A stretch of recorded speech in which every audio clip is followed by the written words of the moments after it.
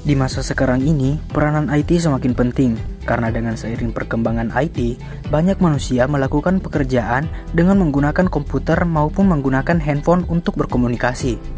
Namun hal tersebut juga harus diimbangi dengan kesadaran menggunakan IT untuk kepentingan yang positif. Sehingga perkembangan IT di Indonesia cukup berkembang.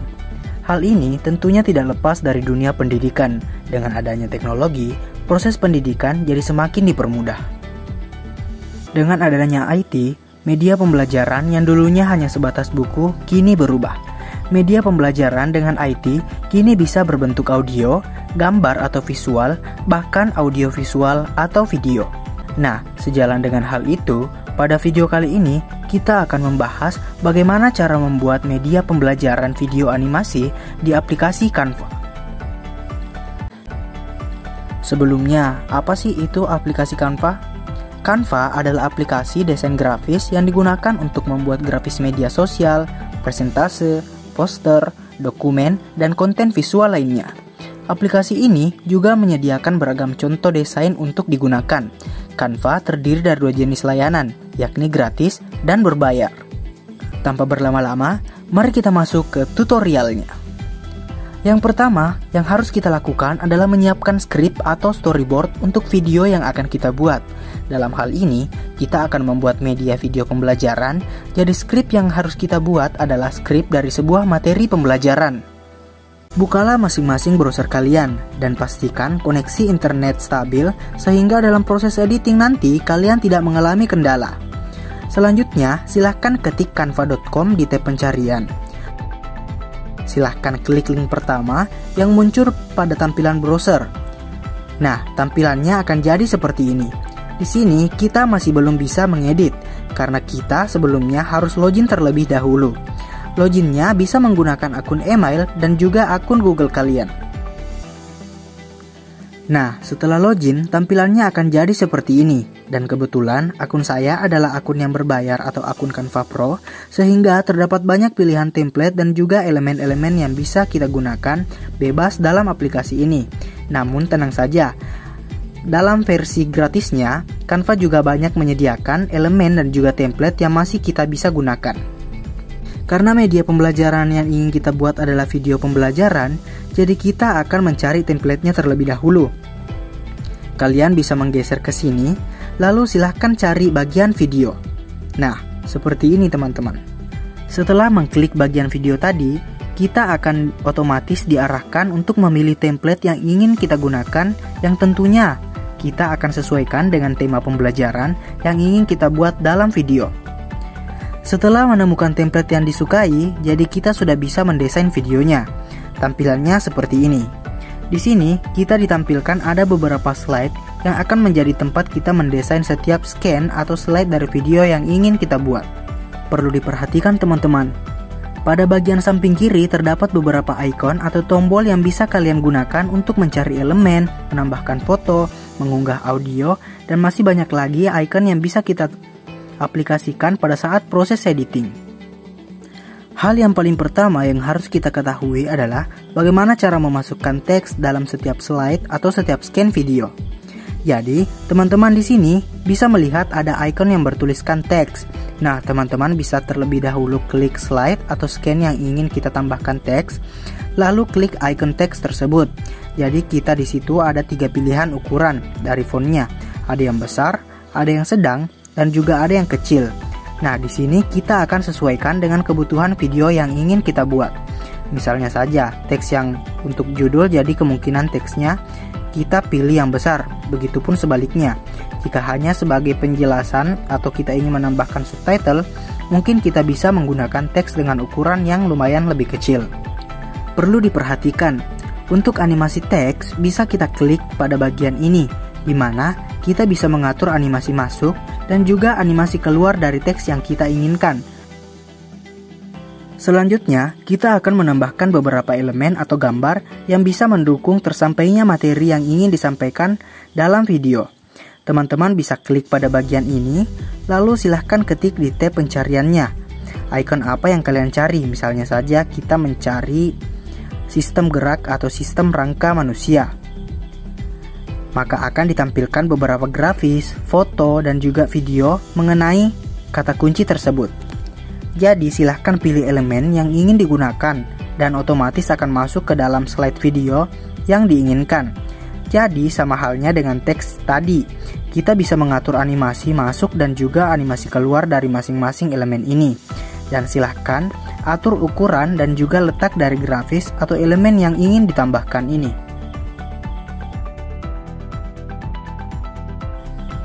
Untuk video animasi, biasanya kita akan menambahkan background untuk setiap slide-nya, supaya lebih menarik dan juga setiap slide-nya nampak berbeda, sehingga audiens atau penonton tidak akan mudah merasa bosan atau merasa bahwa videonya terlalu monoton.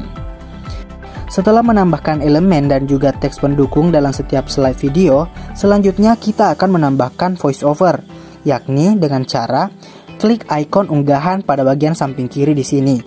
Kita bisa mengunggah foto, video, dan juga audio yang ingin kita masukkan ke dalam setiap slide video kita. Setelah audionya terunggah, kita bisa menambahkannya ke dalam slide video yang ingin kita edit. Hal yang perlu diperhatikan juga adalah bahwa setiap slide atau scan dari video yang kita edit ini, kita bisa mengatur durasi masing-masing slide. Jadi dengan cara, kita klik terlebih dahulu slide yang ingin kita atur durasinya. Lalu kita bisa menggeser ke kiri dan juga ke kanan untuk mengatur durasinya, ke kanan untuk menambah durasi, dan ke kiri untuk mengurangi durasinya. Biasanya untuk video animasi pembelajaran, terkadang kita harus menambahkan beberapa animasi tambahan, seperti karakter animasi yang seolah-olah menjelaskan dalam video animasi yang dibuat. Hal ini tentunya bertujuan untuk meningkatkan motivasi dan juga mendapatkan ketertarikan kepada audiens atau penonton dalam menikmati videonya, sehingga mereka dapat menikmati dan juga dapat menerima materi dengan baik pada saat menonton video. Setelah menambahkan teks, elemen, dan juga menambahkan voiceover, langkah selanjutnya adalah menambahkan background. Dengan cara klik icon ini, lalu silahkan cari kata kunci untuk backgroundnya yang Anda cari. Misalnya saja suara instrumental, suara ukulele, dan masih banyak pilihan sound yang lainnya yang bisa kita gunakan dalam mengkreasikan video animasi yang ingin kita buat. Namun perlu diperhatikan, dalam proses editing ini kita harus memperhatikan volume dari voiceover dan juga backsoundnya. Jangan sampai suara backsoundnya lebih besar daripada suara voiceovernya. Jadi untuk mengatur besar kecilnya suara backsound, silahkan klik backsound yang sudah ditambahkan, lalu klik tombol volume di bagian atas sini. Kita bisa mengatur volume suaranya dari 1 sampai 400%. Jadi, silahkan sesuaikan dengan suara voiceover kalian, supaya tidak terganggu dengan adanya suara backsound. Setelah setiap slide atau scan dari video yang kita edit selesai, kalian bisa menambahkan transisi dari slide 1 ke slide yang lainnya. Dengan cara, silahkan klik bagian icon plus ini yang berada di antara masing-masing slide, lalu akan muncul beberapa pilihan jenis transisi yang bisa kalian aplikasikan dalam video. Dan kalian juga bisa satu kali klik untuk menerapkan semua transisi jika kalian menyukai transisi tersebut. Yang terakhir, setelah teks, elemen, voiceover, dan juga background dianggap sudah oke, kita akan masuk ke tahap rendering atau menyimpan video. Jadi, teman-teman bisa mengklik icon ini. Di bagian sini terdapat banyak pilihan. Mau kita save dalam bentuk apa hasil editing kita, misalnya saja bentuk PowerPoint, bentuk gambar, bentuk PDF, dan juga bentuk MP4 atau dalam bentuk video. Di sini kita membuat video animasi, jadi tentunya kita akan save dalam bentuk video. Kita bisa mengatur resolusi dari video yang ingin kita download atau yang ingin kita simpan. Silahkan klik unduh, lalu teman-teman menunggu beberapa menit untuk hasil rendering atau hasil downloadnya selesai. Lalu, ini dia hasilnya.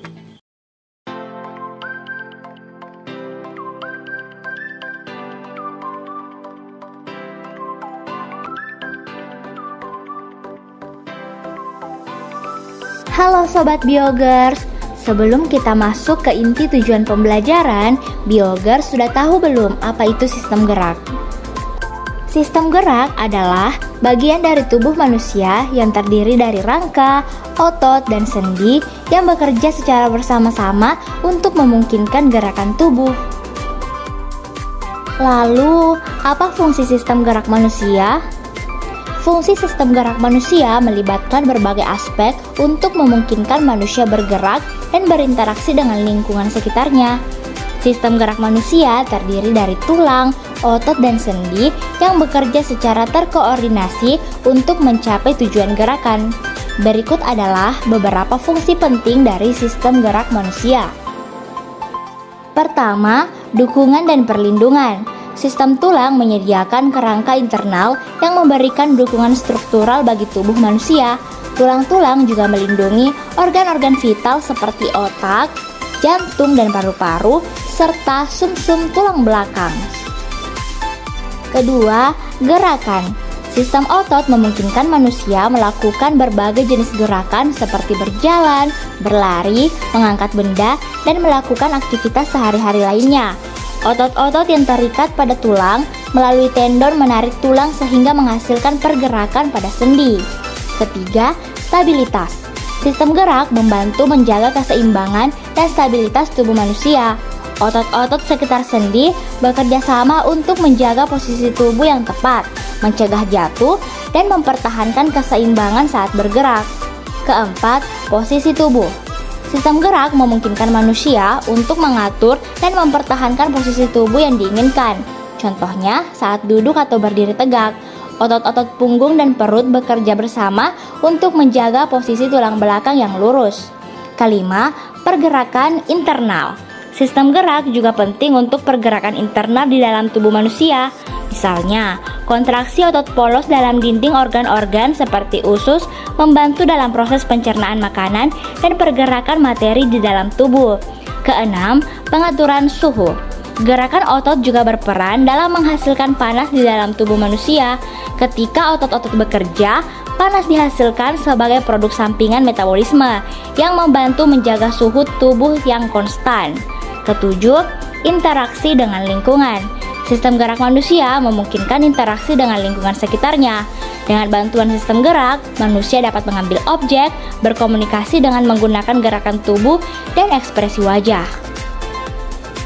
Nah, sekarang kita bahas tentang rangka. Rangka manusia juga dikenal sebagai kerangka manusia atau sistem rangka.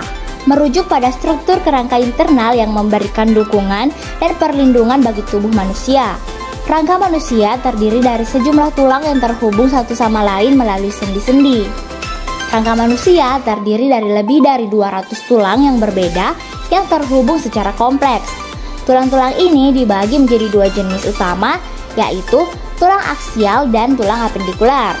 Tulang aksial terdiri dari tulang tengkorak, tulang belakang, tulang rusuk, dan sternum.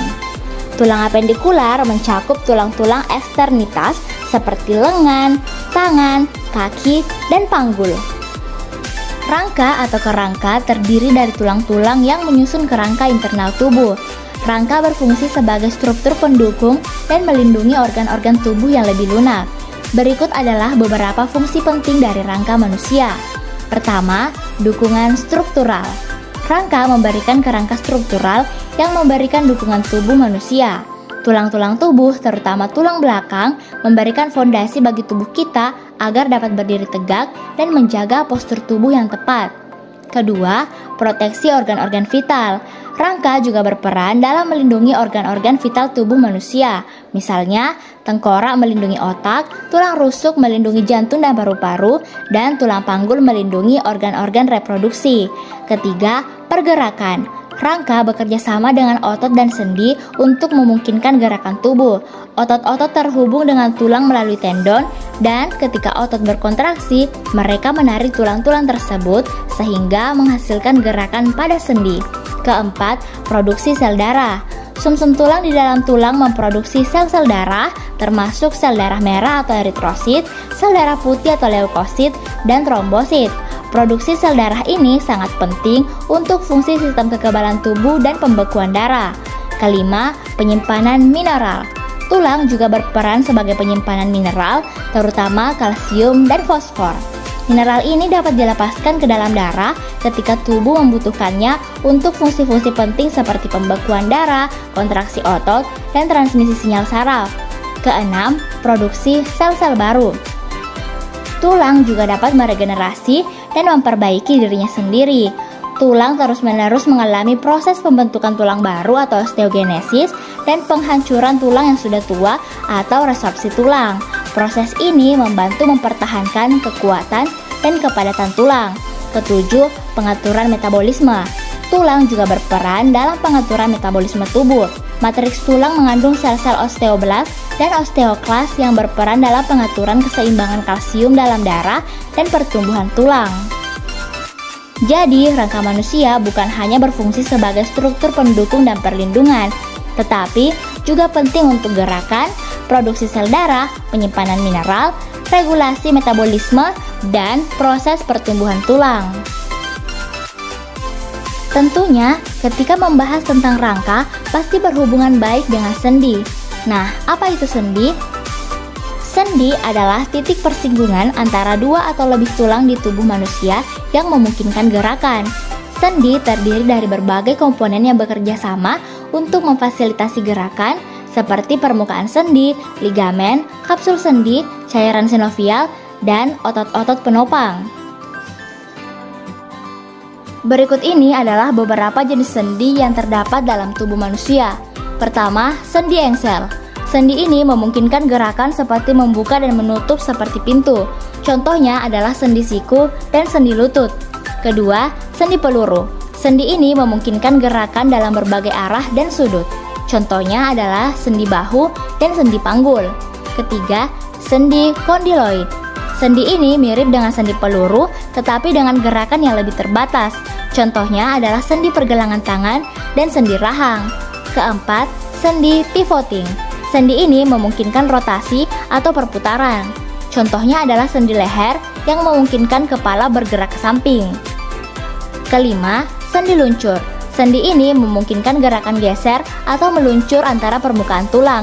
Contohnya adalah sendi pergelangan kaki dan sendi antara tulang-tulang tarsal di kaki. Keenam, sendi kondiloid ganda.